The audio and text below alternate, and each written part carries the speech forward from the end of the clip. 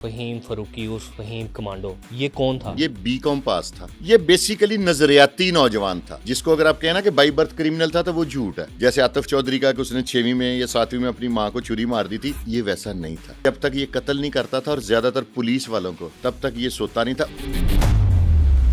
जराइम की दुनिया में इसने कब कदम रखा? अल्लाह के बाद सब कुछ अल्ताफ हुसैन था। इनका ब्रेन वॉश हुआ था और ये सारे टॉयलेट पेपर ही यूज हुए हैं। जितना छोटा अफसर होगा ना, उतना ज्यादा वो तलख भी होगा और बदतमीज भी होगा। वो CF पिस्टल निकाल के इसके भाई को गोलियां मार देता। अब उससे दिन के बाद ये फ़हीम कमांडो बन गया। जब ये कहता था मैं 1-2 पुलिस वाले ना मारूं तो मुझे नींद नहीं आती। कितने कत्ल किए हैं? 30 बंदे एट ए टाइम एक दिन में मार दिए इसने। इतनी गोली चलाई उनपे, इतनी गोली चलाई कि एक भी नहीं बचा। इसने हजारों कत्ल किए, सैकड़ों नहीं मैं कह रहा।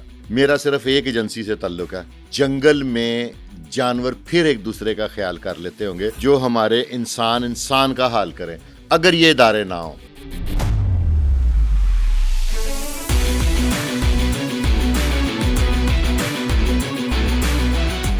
अस्सलाम वालेकुम नाज़रीन, मैं हूं एहसन ज़फ़र और आप देख रहे हैं पब्लिक क्राइम स्टोरीज। नाज़रीन, आज हम बात करने जा रहे हैं पढ़े लिखे नौजवान फ़हीम फ़ारूकी उर्फ फ़हीम कमांडो की।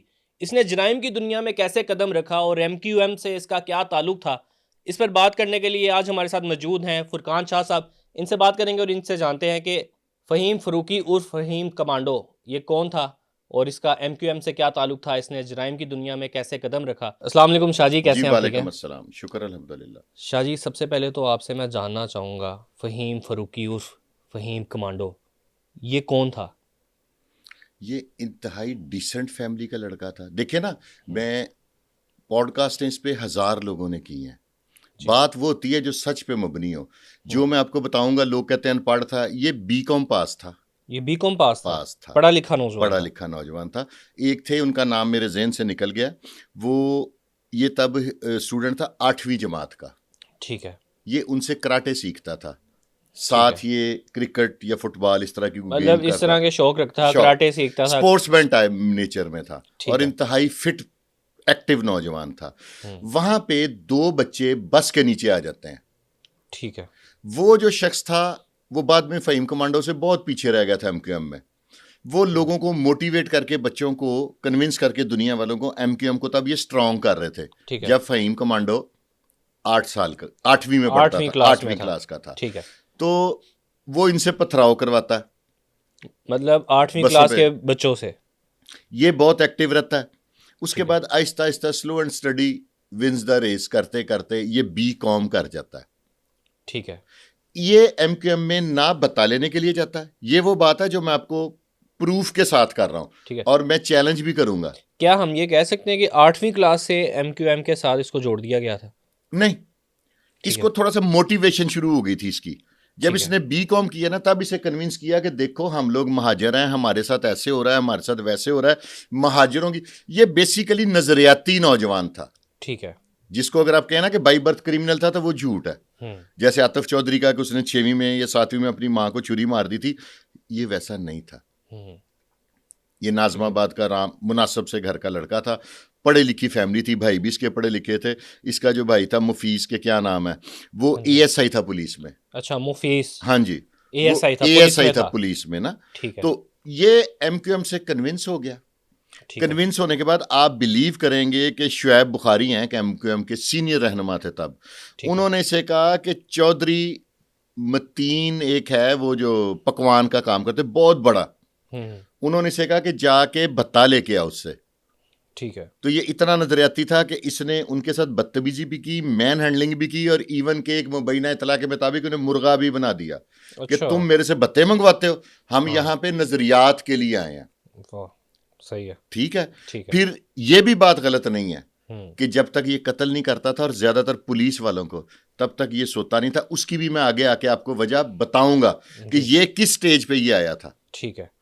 और इसके मरने की भी वजह आज आपके पॉडकास्ट में मैं क्लियर बताऊंगा कि ये मारा कैसे गया। अच्छा, फैमिली बैकग्राउंड की इसकी बात अगर कर ली जाए तो कैसा था फैमिली बैकग्राउंड इसका? जेंटलमैन लोग। ठीक है। हाँ, कोई होता है ना कि फैमिली में कोई रिकॉर्ड याफ्ता, कोई ही नहीं, सारे मुलाजमत पेशा थे, सारे काम धंधे वाले थे। कोई 2 नंबर करेक्टर नहीं था इसकी पूरी फैमिली में। जराइम की दुनिया में इसने कब कदम रखा, कैसे रखा, उस तरफ आएंगे, ये वो बताइएगा। अपने आप को एक समझ लें कि निजात दहिंदा समझते थे अल्ताफ भाई को, ठीक है। कि महाजरों का वो निजात दहिंदा है। उसको समझ लें कि अपना इनका आइडियल था। ठीक है। इनका अल्लाह के बाद सब कुछ अल्ताफ हुसैन था। ठीक है। अल्ताफ हुसैन ने जब भी कोई इनको, अल्ताफ भाई की लंदन की तरफ से जब ये गिरफ्तार हुआ है ना, चंद दिन जिंदा रहा, तो जी। इसने तफ्तीश में बताया कि ये हुक्म अल्ताफ भाई की तरफ से आया, ये हुक्म अल्ताफ भाई की, वहां से आता था कि आज 10 पीस चाहिए, ठीक है। तो ये 10 लाशें भेज देते थे। फिर एक बिल्डिंग मतलब थी, कि इसको अहकामात मिलते थे और ये अहकामात उनके ऊपर इंप्लीमेंट करता था। बेसिक ये क्रिमिनल ये कब हुआ वो भी मैं आपको बताऊंगा। जी। ठीक है। ये बेसिकली ये एक मोटिवेट कर दिए गए थे, जैसे ये जो सुसाइडर हैं, जब उनको मोटिवेट कर दिया जाता है, आपका क्या ख्याल है कोई पैसों के लिए सुसाइड करता है? ये जो टेररिज्म होता है हमारे मुल्क में, बिल्कुल ऐसे माइंड वॉश, ब्रेन वॉश किया जाता है, ब्रेन वॉश, इनका ब्रेन वॉश हुआ हुआ था, मुकम्मल ब्रेन वॉश कर दिया गया था। मुकम्मल ब्रेन वॉशिंग हो गई थी। और इन्हें कहा, जैसे सुसाइडर को कहा जाता है ना कि तुम ये काम करो उसके बाद सीधा जन्नत में। एक बल्कि किसी ने बड़ी मीम बनाई हुई थी कि वो कह रहे हैं कि जनाब मसाला थोड़ा सा कम डालें, हम जन्नत से भी आगे निकल गए हैं ब्लास्ट के बाद। वो किसी ने एक जोक बनाया हुआ था, मीम बनाए हुए थे। ये बेसिकली इनको जो मोटिवेट किया गया था ना, वो किया गया था कि एज ए महाजरों के निजात दहिंदा, ठीक है, अल्ताफ भाई को कहते थे जो वो कहते थे। लेकिन एक बात थोड़ी सी तलख है, वो मैं कहूँगा जी, वो ये है कि इदारे ही इनको इस नहज पे लाए। ठीक है। अगर इसने पहला क्राइम किया था तो तब इदारे ब्लैकमेल होके या किसी वजह से इसको नहीं छेड़ते रहे। जब पीक पे आ जाते तब इदारे इनको, लाहौर में भी ऐसा ही होता है। जितने बड़े बड़े हैं, यातफ चौधरी का लगा लें, पहले वो एक सियासी जमात से अटैच था, ठीक है। जब शुरू में क्राइम करता रहा, अगर उसे तब ही स्नब कर दिया जाता, क्या ऐसा कह सकते हैं कि सियासी जमातें ही बनाती हैं ये? तो ये तो साबित सारा कुछ ही है वही। लेकिन वो यूज आपके प्रोग्राम में मैं कह के गया हूँ, just like toilet paper use करती हैं बंदे को, ठीक है। और ये सारे टॉयलेट पेपर ही यूज हुए हैं। और इस बेचारे के तो 2 भाई भी कत्ल हो गए हैं ना, इसकी वजह से, इसी की टोटल इसकी वजह से। वो बिल्कुल क्रिमिनल नहीं थे। इसकी फैमिली कराची से भागकर इस्लामाबाद शिफ्ट हो गई, ठीक है। इसकी फैमिली के बारे में मैं बात करूंगा। कितने ये टोटल बहन भाई थे? 5 भाई थे और 1 या 2 सिस्टर्स थी, ठीक है, ठीक है। जब इसका क्राइम में इन्वॉल्वमेंट हो गई ना, थोड़ा सा सिनेरियो चेंज हो गया। एक वक्त तो वो था कि एमक्यूएम जो भी करती थी ना, रियासत उसको आंखें बंद कर लेती थी। रियासत हमेशा वक्ती तौर पे आंखें बंद करती है। आपने आज तक देखा है कि स्टार्ट में किसी भी वजह से, सियासी प्रेशर की वजह से, किसी भी क्रिमिनल को वो पनपने देते हैं, मुस्तकिल नहीं रहने देते। जो ही इदारों का हाथ पड़ता है, वो देखते हैं कि सियासी इनकी पावर कम हुई है, वो फौरी तौर पे उनका कला कमा कर देते हैं। उसके लिए कोई बहादुर अली आ जाए जी, कोई ये जो था राव अनवार साहब, वो आ जाए, उसके लिए चौधरी असलम बन जाए। ये वो लोग पुलिस वाले हैं जो पहले इनकी तरफ देख के आंखें बंद कर लेते थे। तब राव अनवार SHO थे, ठीक है। बहादुर अली जो इंस्पेक्टर का इसने, वो भी नाजमाबाद का रहने वाला था, ठीक है। उसका भी जो इसने कत्ल किया था, उसको डाला लेने आता है घर, बिल्कुल ठीक है। जब ये पकड़ा गया तो इसने तफ्तीश में कहा कि मुझे ऊपर से हुक्म आया था, ठीक है। इसकी पहली गिरफ्तारी कब हुई और किस केस में से पकड़ा गया? सबसे पहले तो जब 8वीं क्लास में था तब पकड़ा गया था, बस को पत्थर मारने के लिए, तब भी पकड़ा गया था। हाँ, थोड़ी देर के लिए, फिर उसके बाद भी 1-2 दिन के लिए पकड़ा। वहीं से तो इसका पुलिस का खौफ उतर गया। आप ये देखें, जब स्टार्ट में बंदा पहली दफा गोली मारता है ना कोई भी, तो उसके हाथ कांपते हैं, उसके खौफ होता है, ठीक है, उसके हाथ कांपते हैं शूटर के। उसके बाद वो फिर ये इस तरह के माहौल में शराबें पीने लग पड़ते हैं, नशों पे लग जाते हैं, फिर ये एडिक्ट हो जाते हैं। जब तक ये फिर गोली ना चलाए, इनको सुकून नहीं मिलता। हाँ, बिल्कुल सही, ठीक हो गया। अच्छा, आप अभी यहाँ पे आपने बात की कि इसकी फैमिली इस्लामाबाद चली गई। इस्लामाबाद जाने की क्या वजह बनी? क्यों इसकी फैमिली इस्लामाबाद जाने पर मजबूर हो गई? इसकी वजह से, सिर्फ वन एंड ओनली इसकी वजह से, मतलब पूरी फैमिली इसकी वजह से मजबूर हो गई। वो शरीफ लोग थे, वो ये अफोर्ड नहीं कर सकते थे। पुलिस फॉर्मेलिटी तो करती थी ना, एम इसके घर के दरवाजे खटखटाती थी। वो शरीफ लोग थे, वो इस्लामाबाद शिफ्ट हो गए। इसका एक भाई था मुजम्मिल, ठीक है, वो छुट्टियों पे कराची आता है। ठीक है। वो कराची आता है तो बाहर एक जगह पे खड़ा होता है, तो इसके दोस्तों को ट्रेस करता है, उन्हें कहता है कि यार मुझे ना इससे मिलाओ, ठीक है। कमांडो से, ठीक है। फ़हीम से ना, कहता है मेरी मुलाकात थोड़ा करवाओ। सा मैं शाहजी बैकग्राउंड में आऊँगा कि ये फ़हीम फ़रूकी से फ़हीम कमांडो कैसे बना और ये सफ़र कहाँ से स्टार्ट हुआ। ये अब कमांडो वाली बात वजह पे आ रहा ना, जी। अब तक ये फ़हीम फ़रूकी है। ठीक है। इसका भाई इसको समझाने के लिए बुलवाता है कि मैं इसको समझाऊं, इस्लामाबाद साथ ले जाऊं या इसका कुछ करें, खून का रिश्ता है, भाई है। ठीक है। वो इसका वेट कर रहा होता है। ठीक है। 2 कांस्टेबल आते हैं, ठीक है। ठीक है। वो आके इसके भाई से तलखी करते हैं, वो पढ़ा लिखा नौजवान होता है वो भी। वो ठीक है। उनसे कहता है कि आप मेरे साथ ऐसे कैसे बात कर सकते हैं, आपको ठीक है। फ़हीम फ़रूकी चाहिए, जाओ ढूंढो पकड़ लो। ठीक है। वो आपको पता है कि पुलिस वाला जो जितना छोटा अफसर होगा ना, उतना ज्यादा वो तलख भी होगा और बदतमीज भी होगा। बड़ा अफसर कोई भी होगा ना, वो डिसेंट होगा। ठीक है। वो अपने गुस्से का इजहार भी बड़े सुलझे अंदाज में करेगा। हाँ, बिल्कुल। वो कांस्टेबलों से इसकी तलखी हो जाती है कि एक मुबैना इतला के मुताबिक हाथापाई तक बात अच्छा, चली जाती है। चली जाती है। ठीक है। वहां पे जब हाथापाई तक बात आती है तो एक मुलाजिम के पास अभी भी याद है वो, क्योंकि FIR में लिखा हुआ है, CF अच्छा। पिस्टल होता है, एक चाइना का कॉपी ठीक होती है, है। Imported pistol CF। ठीक उसने है। किसी डाकू से पकड़ा ये होता है, 90s की बात कर रहे हैं हम। 90s की बात कर रहा ठीक हूं है। मैं। वो CF पिस्टल निकाल के इसके भाई को गोलियां मार देता है, अच्छा। पुलिस वाला। पुलिस वाला। हॉस्पिटल ले जाते तक उसकी डेथ हो जाती है और इसके भाई की FIR भी नहीं होती। FIR तक नहीं होती। उसको भी इनकाउंटर में शो कर देते हैं कि जी वो मर गया था, उसने मुकाबला किया, वो कुआं बना देते हैं कि फ़हीम और वो इकट्ठे थे तो ऐसे हो गया। अब उससे दिन के बाद ये फ़हीम कमांडो बन गया।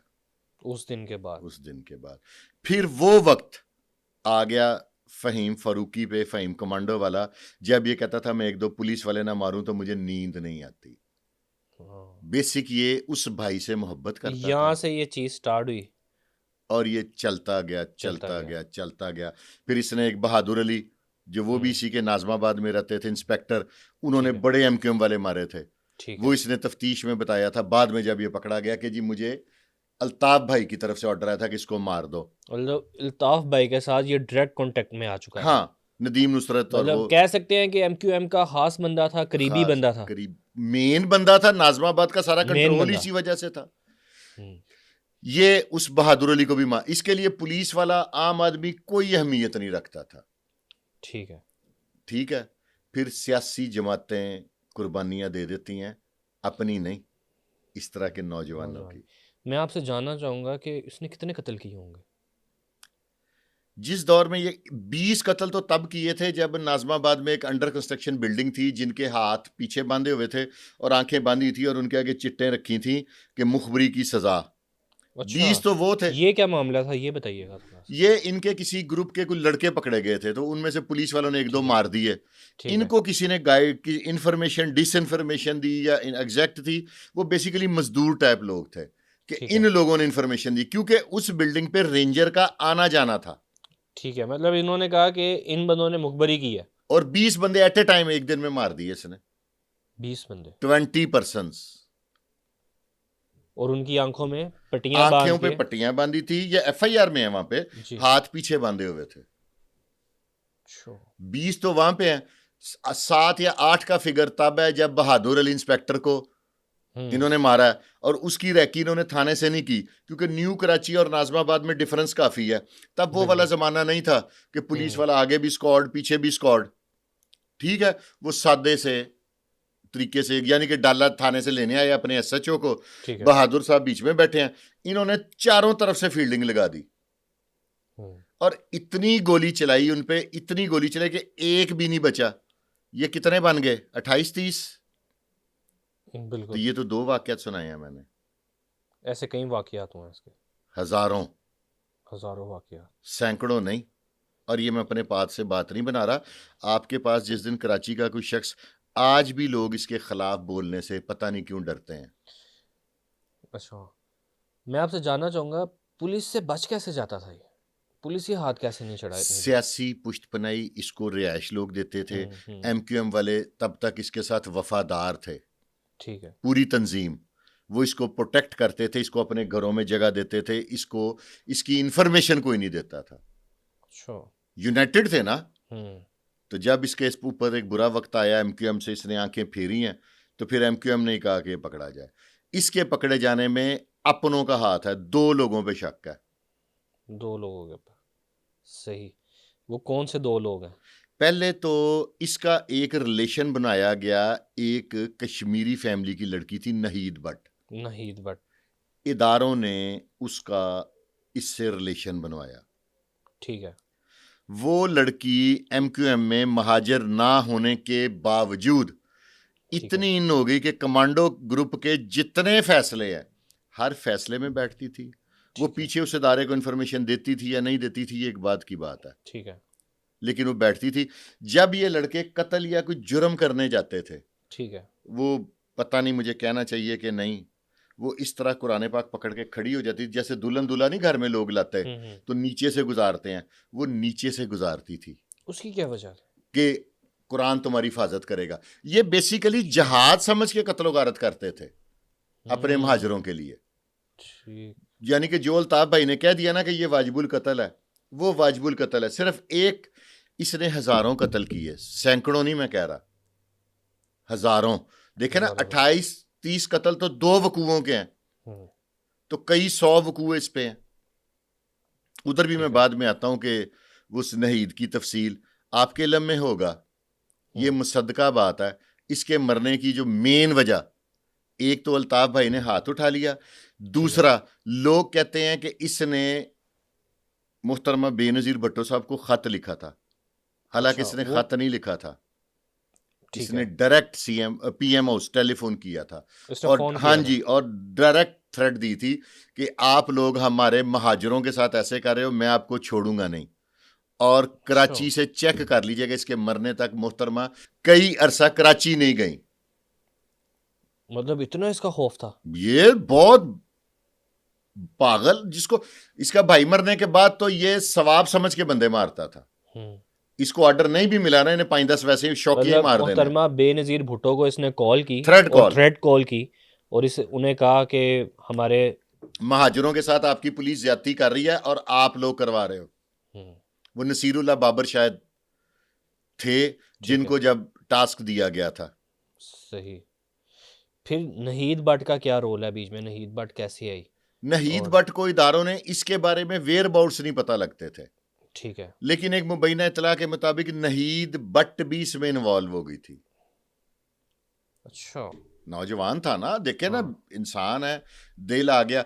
वो अल्ताफ भाई को और नदीम नुसरत को ये चीज नागवार थी कि ये महाजर भी नहीं है और उन्हें ये डाउट था कि ये कोई गड़बड़ है। इसको पार्टी से निकालने की वजह ही ये थी। वो मैं बताता हूँ ना आपको। जी। नदीम नुसरत ने इसको फोन किया डायरेक्टली इंग्लैंड से, ठीक है। कि आज तुमने ये नहीद भट्ट को मार देना। अच्छा, नहीद भट्ट को ही मारने का मार कह दिया। देना है। ठीक है। ये सारी बातें कराची से अगर कोई मेरे साथ बहस करेगा तो मैं साथ ले जाके मुतलका थानों से तफ्तीशी, पुरानी जो तफ्तीशी नहीं रजिस्टर होते, जी। उनसे पढ़वा के दे सकता हूँ। ये वो बातें हैं। ठीक है। सही। इसने टोटली रिफ्यूज किया। ठीक है। इसको 4 दिन तक कॉल्स आती रही नदीम नुसरत की, इसने एक कॉल नहीं पिक की। ठीक है। इसने टोटली रिफ्यूज किया और आगे से उनके पास इसके अलावा भी तो बंदे थे ना मरवाने के लिए जी। तो इसने उनको एक ऐसा खौफनाक जवाब दिया। इसने कहा कि अगर इसको कुछ हो गया, ठीक है, तो मैं तुम्हारे यहां के सारे ओहदेदार मार दूंगा। अब वो ये जुर्रत भी नहीं कर सकते थे कि किसी और को कहते कि इसे मार दो। इसकी इतनी बड़ी धाक थी कराची शहर में कि कोई और शख्स अल्ताफ भाई के कहने पे भी नहीद भट्ट को नहीं मार सकता था। ये खुद मारता तो मारता। इतना सॉवरन था ये, इतना पावरफुल था। सही। फिर मैं आपसे जानना चाहूंगा कि ये गिरफ्तार कैसे हुआ? राव अनवार ने इस्लामाबाद रेड करके इसके 2 भाई उठाए। ठीक है। अब 2 इसमें इंफॉर्मेशन है कि इसके भाइयों ने से पकड़ाया इस अजियतनाक जिंदगी से बचने के लिए। ठीक है। दूसरी नहीद भट्ट का नाम आता। मतलब इन तीन जो दो भाई थे उन्होंने या नहीद भट्ट इन्होंने, एक तीसरा भाई इनका कोई नहीं। एएसआई भी तो था। एएसआई था ना वो, उसका क्या नाम था, मुफीज के क्या उसका ये नाम था। हाँ जी, वो तो निकाल दिया ना जब ये जुर्म की दुनिया में घुस गया, उसको तो पुलिस से ही उसको निकाल दिया। पुलिस से निकाल दिया, वो भी इस्लामाबाद चला गया। हम्म, और वो भी ठीक है। एक तो पहले मर गया ना एक मुजम्मिल, पहले जिसके मर गया बाद ये मुसलमान, कमांडो बन गया। ठीक है।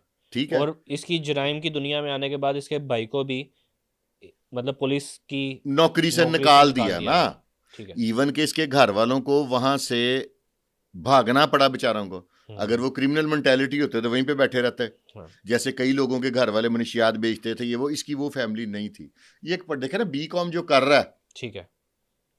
वो आगे फ्यूचर का उसका प्लान होगा ना। अगर उसने क्राइम में आना होता तो वो 8वीं के बाद कहता छड्डो की करना है पढ़ के, ऐसे ही। मारने थे बंदे ही ने।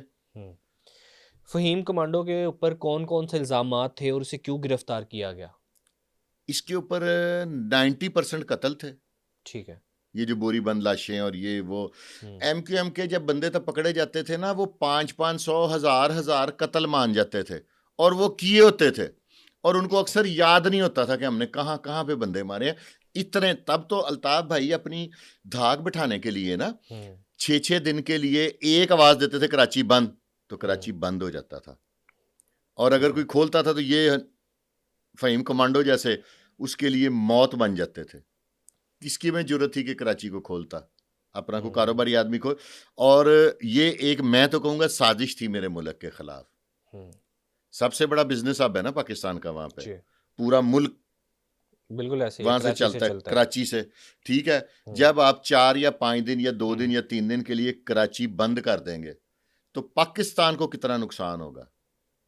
लेकिन आप ये चेक कर रहे हैं कि जब रियासती इदारे एक दफा सोचते हैं कि ये तंजीम नहीं रहेगी, ये गैंग नहीं रहेगा, तो फिर उसके बाद नजर आता है कहीं पे वो गैंग?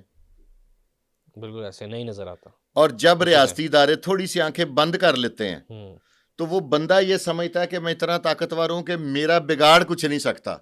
रियासती इदारे अब जो एक बंदा कोई मनशियात फरोश कोई भी एनीवन, ठीक है, वो इतनी सी मनशियात बेचने से काम शुरू करता है, किसी भी वजह से रियासती इदारे तब मुंह परे कर लेते हैं। तो जब वो मनों में आता है तो सीसीडी आ जाती है, सही। फिर शनाख्त। ये देखे ना, मर्जी, मैं तो कहूंगा कि रियासत अगर चाहे तो मुर्गी चोर कभी भी मोहम्मद खान डाकू लेवल पे ना जाए, अगर रियासत चाहे तो। अगर रियासत चाहे तो बिल्कुल सही। इसको गिरफ्तार पुलिस ने किया, उसके बाद क्या हुआ? कौन कौन से इल्जामात मर्डर के अलावा? तमाम जगहों पे इसका हुलिया ट्रेस था। ठीक है। तमाम जगहों पे पुलिस के पास इंफॉर्मेशन थी कि इसने ये मुखबरी नहीद भट्ट कह सकते हैं, नहीद भट्ट या इसके भाई दोनों में से एक ने। और एक बहुत बड़ा नुकसान इनका इस वजह से हुआ कि इसकी वालदा ने ये फैसला किया कि अब तो ये पकड़ा गया तो हम लोग कराची वापस चलते हैं। अच्छा। लेकिन पुलिस ने एक खून की होली खेली और उस खून की होली में इसका भाई बारेश था, ठीक है, जो एएसआई था जी, मुफीज फरूकी, वो नेक आदमी था। उसको पकड़ के मून डाला, उसके चेहरे के बाल बुल हर चीज क्लियर कर दी। जिस घर में ले जाके 3 लोग पकड़े गए थे ना, ये ठीक है, इनका इनकाउंटर करना था ना, बा मुताबिक रोजनामचा, वहां पे ये तहरीर होता है कि इसका भाई, हम इसको शनाख्त के लिए कुछ चीजें बरामद करेंगे, जेल से निकाल के लाते हैं, कि वहां पे लेके जा रहे थे तो इसके भाई ने ऊपर से फायरिंग कर दी। जो यहाँ पे साथी, ये साथी छुड़ाने वाला आइडिया को मैं समझता था सीसीडी का, ये कराची में पहले से चल रहा है, कराची में भी यही वाला चल रहा है। हाँ, लेकिन आप ये देखें, अगर ये फहीम कमांडो वाली आप बात देखते हैं, कितने ताकतवर थे एमक्यूएम वाले, खत्म हो गए ना, हो गए। कराची पुरसकून हो गया, बिल्कुल हो गया। तो सीसीडी से क्या पंजाब पुरसकून नहीं हो सकता? हो सकता है, हो जाएगा ना। हो जाएगा। ये पॉलिसी ये गवर्नमेंटों ने, ये रियासती इदारों ने ये तरीके पहली दफा अडॉप्ट नहीं किए पंजाब में। लोगों को ये लग रहा है कि ये पहली दफा अडॉप्ट किया है। ये कराची में इनका तजर्बा कामयाब रहा है। अगर कानून नाफिज करने वाले इदारे अपने पूरा करवाने पे आ जाएं तो वो सारे एक दिन में, रियासत से बड़ा कोई है? कोई भी नहीं है। इसकी वालदा अपने बच्चों को लेके आ जाती है, ठीक है, तो फिर राव अनवार ये प्लान करते हैं, मुकाबला का वकूआ भी तो बनाना ना, एक साथी बाहर से भी तो डालना है। ठीक है। कि फलाना छुड़ाने आया तो एक छुड़ाने वाला मर गया, ठीक है। क्योंकि इनका तब उन्हें नहीं पता था ना, इतनी एग्जैक्ट इन्फॉर्मेशन नहीं थी। उन्हें था कि शायद एमक्यूएम इसकी बैकअप करेगी, लेकिन ठीक है। एमक्यूएम कहाँ पूछती है। एमक्यूएम तो इससे फेडअप होगी। जब वो मैं वाकया आपको दोबारा सुनाता हूँ, नदीम नुसरत इसे 3-4 दिन फोन करते रहे। अच्छा। इसने आगे से थ्रेड दी कि नईद भट्ट की तरफ जो देखेगा ना उसको फिर मैं देख लूंगा। आगे थ्रेड दी। जो बंदा वक्त की वजीर आजम को थ्रेड दे सकता है, उसके लिए नदीम नुसरत को थ्रेड देना कोई माने रखता है? रखता है? कोई मायने नहीं। कोई माने नहीं रखता। ये उसको थ्रेड देता है तो नदीम नुसरत अल्ताफ भाई को कहता है कि लौंडा हाथ से निकल गया। ठीक है। तो वो जब उसको डिटेल बताता तो अल्ताफ भाई का लाइफस्टाइल था डिक्टेटर टाइप। वो डिसिप्लिन फोर्स में नहीं जैसे होता, वो ये एक्सपेक्टेशन करते थे कि जितने भी नौजवान है ना वो आगे से कहें यस सर, यस सर, सिर्फ मैं कुछ बोलूं और उसके और वो इम्प्लीमेंट हो जाए। ये सुनने के वो आदी नहीं थे कि नहीं करना। ठीक है। वो फिर बस एमक्यूएम हाथ ही उठाती है, बाकी काम खुद हो जाता है। दूसरा वो रियासत से अपनी सेटिंग कर लेते हैं। रियासत कहती है तुम्हारे पास ये बंदा है, ये इतने क्राइम इसने किए हुए हैं, हमें, वो कहते हैं पकड़ लो, हम आप इस बीच में नहीं आएंगे। ठीक है। बंदा ये समझता है कि मेरे पीछे, जैसे सौलत मिर्जा बेचारा एंड तक क्या क्या चीखे मारता रहा।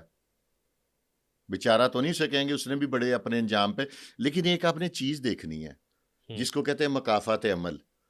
आपने आज तक इस तरह नजायज कत्ल करने वाला किसी को पनपते देखा है? कोई एक वाकया आपके ज़हन में हो? कोई एक भी नहीं। करवाने वाले जो हैं मास्टरमाइंड, जो ऊपर पॉलिटिकल या दूसरे तीसरे, वो बचे रहते हैं, और करने वाला एक नहीं बचता। वो लाहौर में हो, वो बलूचिस्तान में हो, वो कराची में हो, वो केपीके में हो, कहीं भी हो। मतलब ये कहा जा सकता है कि इनको कठपुतलियों की तरह इस्तेमाल किया जाता है और उसके बाद टिश्यू पेपर की तरह, जैसे आप बात करते हैं, टॉयलेट पेपर, क्योंकि ये उसको गलीज करके फ्लश करके दर्दनाक मौत देते हैं, आसान मौत नहीं देते। देखे ना, एक बंदे के साथ आपका वक्त गुजरा हुआ है, चलें आप उसको इतनी रियायत दे दें कि यार इसको गोलियों से ना मारो, इसको जहर दे देते हैं, इंजेक्शन लगा दो कि अजियतनाक, गोली की मौत अजियतनाक है ना, वो अजियतनाक मौत देते हैं, और देते हैं अपनी पार्टी इसमें इन्वॉल्व होती है। ठीक है। और ये लोग इन लोगों को खुद मरवाते हैं। इस नौजवान की छोटी सी गलती से इसकी फैमिली तबाह हुई, 2 भाई नाजायज मर गए, उनका कोई क्रिमिनल रिकॉर्ड नहीं था। वो तो पुलिस ने फिर उनको मारने के बाद, आपको पता 100 जगहों पे नॉमिनेट, जब एक नामलूम पर्चा इतना था कराची में, तो 10 पर्चों में किसी को नॉमिनेट कर दो। और तब ये रावनवार साहब एसएचओ थे, तब एसपी नहीं थे। ठीक है। जिनके बारे में हमारे एक बड़े लीडर ने कहा था कि ये मेरा बहादुर बच्चा है। ठीक है, ये वही बहादुर बच्चा है। इस पुलिस वालों को भी इस्तेमाल किया जाता है। जब ये लोग रिटायर हो जाते हैं, आपने लाहौर में ABCD कई देखे हैं जिनके इनकाउंटर की वजह से इतने नाम थे, ठीक हो गया, अब वो जलीलो रुसवा हो रहे हैं इसी माशरे में।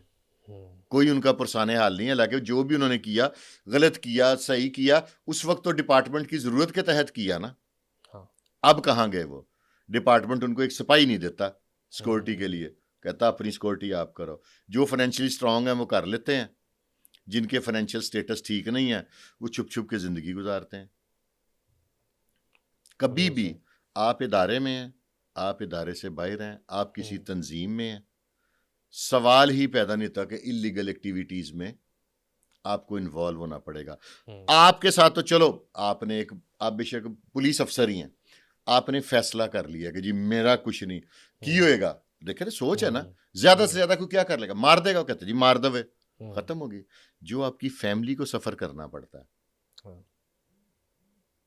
बिल्कुल सही, ठीक है, आपकी हरकतों की वजह से अगर आपका 2 भाई इसके मर गए, ठीक है, इसका पहला भाई मरने की वजह से, मेरा एक जाती मुबैना एक अंदाजा कह लें कि इसकी फैमिली ने से खुद पकड़ा दिया था कि इसकी वजह से हमारी जिंदगी अजाब होगी। देखिए, जिस जगह पे बंदा जब रहा हो, पैदा हुआ हो, जिस इलाके में रह रहा हो, वहां से उसे भागना पड़ जाए, वो भी बहुत बड़ी अजियत है। बहुत बढ़िया ये है। इसकी फैमिली ने वो अजियत भी बर्दाश्त की, और इसके बाद फिर अपने भाई के मर्डर के बाद फिर भत्ता, ये वो, ये बेसिकली भत्ता अपने मजे की, मैं आपको बताऊं, ये भत्ता लेके अपने लिए नहीं लेते थे।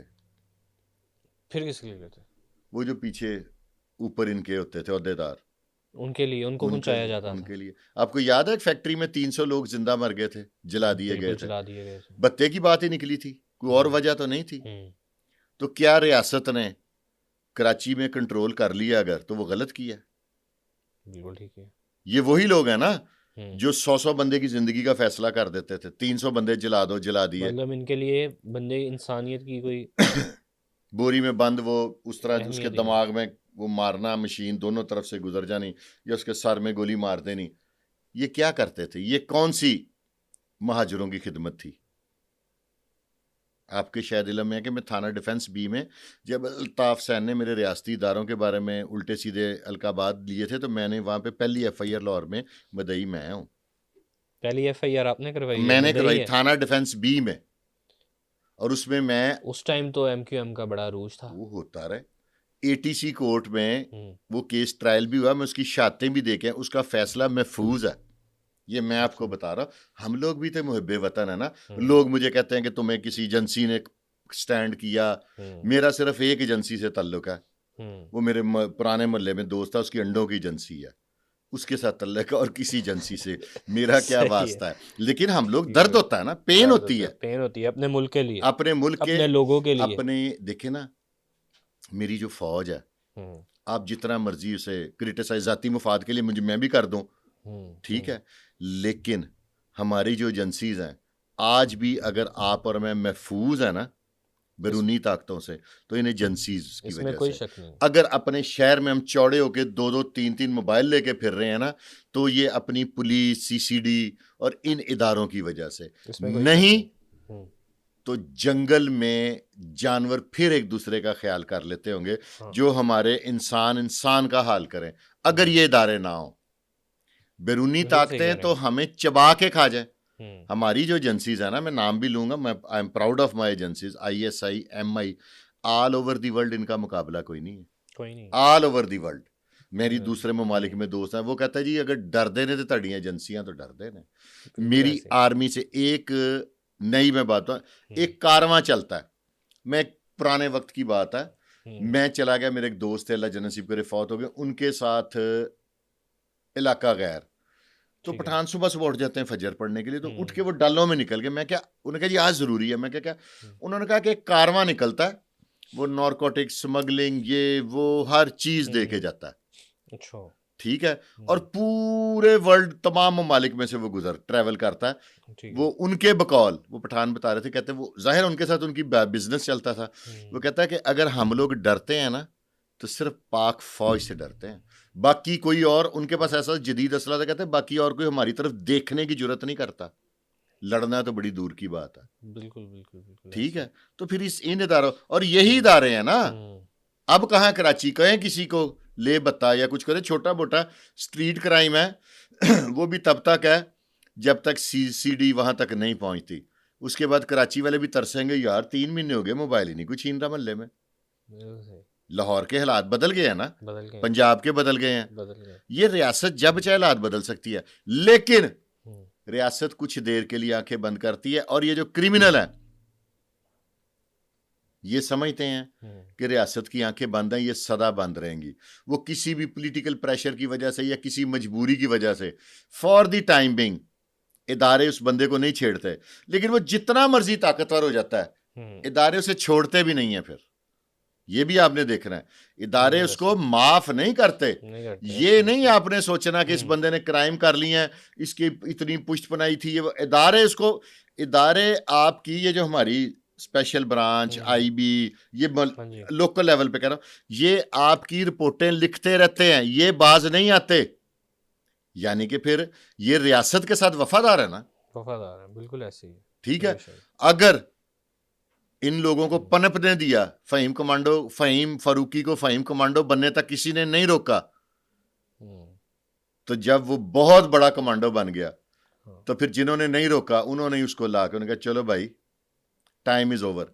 ये रियासती इदारे इंतजार करते हैं, हम्म, ये वेट करते हैं, और ये इनको मैं ये समझता हूं कि ये मजलूम का बदला लेते हैं। फिर बिल्कुल सही। अपने जोरे बाजू पे ये लोग जिस तरह लोगों के साथ जुल्म ज्यादती करते हैं ना, तो एवे नहीं कहते कि रियासत माँ के जैसी होती है। ये जिंदा मिसाल है कि रियासत फिर बदला लेती है जैसे माँ बदला लेती है। बिल्कुल सही। ठीक है। अच्छा, मैं आपसे जानना चाहूँगा, पुलिस ने इसे गिरफ्तार कर लिया फ़हीम कमांडो को, उसके बाद जेल में इसके साथ क्या सलूक किया गया, इसको किस तरह रखा गया, और बाद में कहा जाता है मुबैना पुलिस मुकाबला हुआ। जिस वक्त इसे इस तरह का कोई क्रिमिनल पकड़ते हैं ना, जी। पुलिस की एक स्ट्रेटजी होती है, हम्म। उसको बड़े प्यार से जुडिशियल कर देते हैं बगैर तशद्दुद के। ठीक है। उसकी वजह पूछे क्या है हम्म। कि जब पोस्टमार्टम होता है ना, पुलिस वालों को तो पता है कि इसका इनकाउंटर होना है, हाँ। उन्हें पता है जब पोस्टमार्टम होगा ना तो बीच में तशद्दुद का आ जाएगा। ठीक है। ये जो लोग कहते हैं ना कि जी वो फ़हीम कमांडो इतना ताकतवर था कि उसने कहा मेरे मसाला डालने के लिए मैं इससे भी ज़्यादा आपको मज़ेदार कहानी बना के दे सकता हूँ, लेकिन ये रियलिटी नहीं है। ठीक है। कि उसने कहा कि मेरे सीने पे गोली मारना, मेरे अच्छा। पीछे गोली ना मारना। ठीक है। अच्छा। जिस वक्त पुलिस वाले हथकड़ी लगा के कहते हैं ना आ चलिए, हम्म। तो बंदे के मुंह से लफ्ज नहीं निकलते। मौत का खौफ इतना है, हालांकि मौत सबको पता है कि आनी है, नहीं है। लेकिन हमें मौत का इतना ज़्यादा खौफ, ये शैतान वसवसा डालता है ना।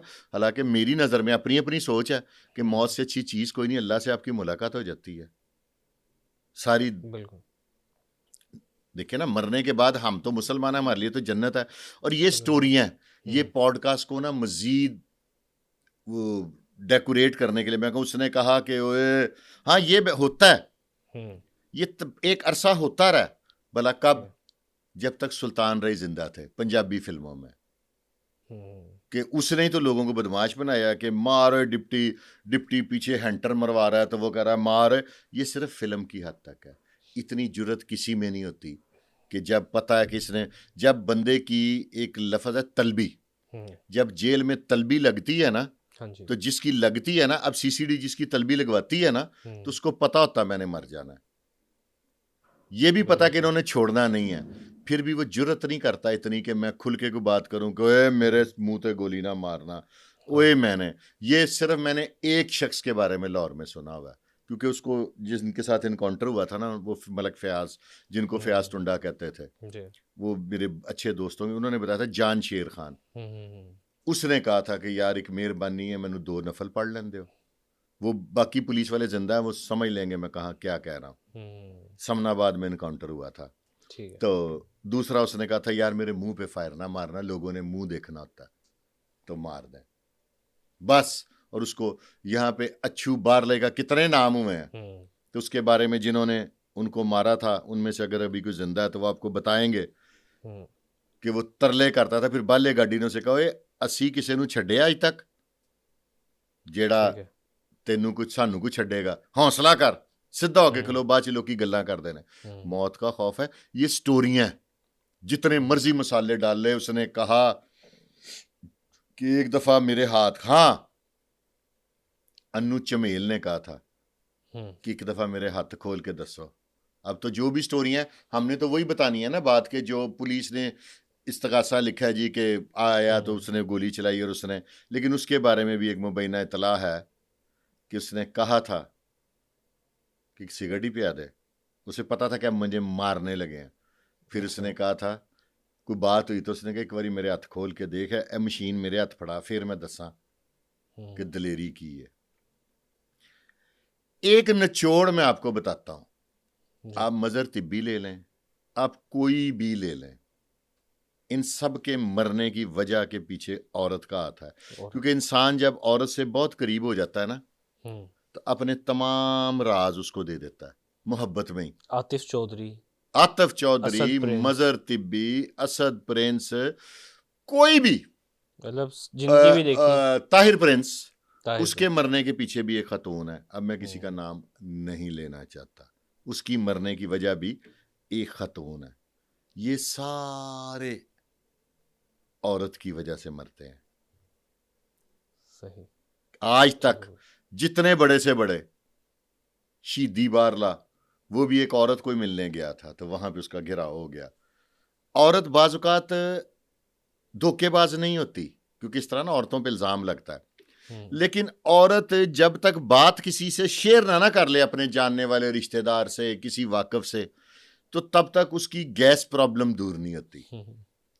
ठीक है, वो जब बात करती है ना तो अगले का नहीं पता कि कहां पे ताल्लुक है, तो यहां से मरते हैं। ये नहीं कि औरतें ही गद्दार हैं, लेकिन औरत अपने पेट में बात रखना औरत के लिए थोड़ा सा एक टफ जॉब है। Tough job. मैं आपसे जानना चाहूंगा शाह जी कि इसका एंड कैसा हुआ? पुलिस ने इसको गिरफ्तार किया, पुलिस मुकाबला हुआ, गिरफ्तार किया, इसको जुडिशियल कर दिया, जुडिशियल कर दिया गया, जेल भिजवा दिया, फिर अपनी प्लानिंग मुकम्मल की, फिर इसे निकलवाया और मार दिया। इतना सा काम, पुलिस के लिए मारना कौन सा काम है? नौजवान नस्ल के लिए क्या मैसेज है? नौजवान नस्ल के लिए सबसे पहले तो पंजाब के नौजवानों के लिए मैसेज है मेरे लिए, आपके साथ कोई बदतमीजी करे, रास्ते में गाड़ी मारे, अपने जज्बात पे कंट्रोल रखना है।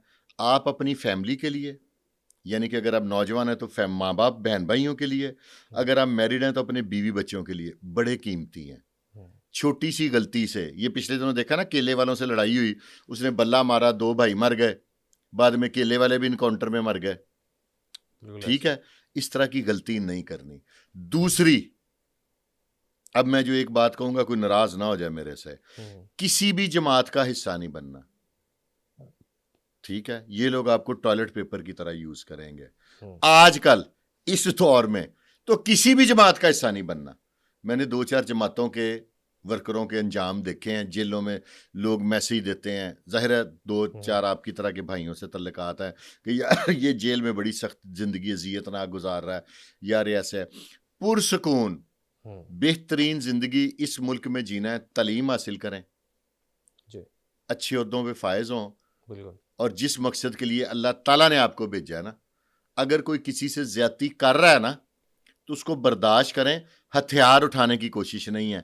ये सारे लोग, ये पंजाब के हैं, ये सिंध के हैं, ये कहीं के भी हैं, इन लोगों ने अल्लाह की मखलूक के साथ जुल्म किए थे, क्या अल्लाह ताला ने इनको माफ कर दिया? जब अल्लाह बैठा हुआ है तो आप और मैं कौन होते हैं हथियार उठाने वाले? बिल्कुल। मेरा ये मैसेज है अपने नौजवानों से, और किसी भी पॉलिटिकल नॉन पॉलिटिकल पार्टी को ज्वाइन करने की जरूरत नहीं, किसी का आलाकार ना बने।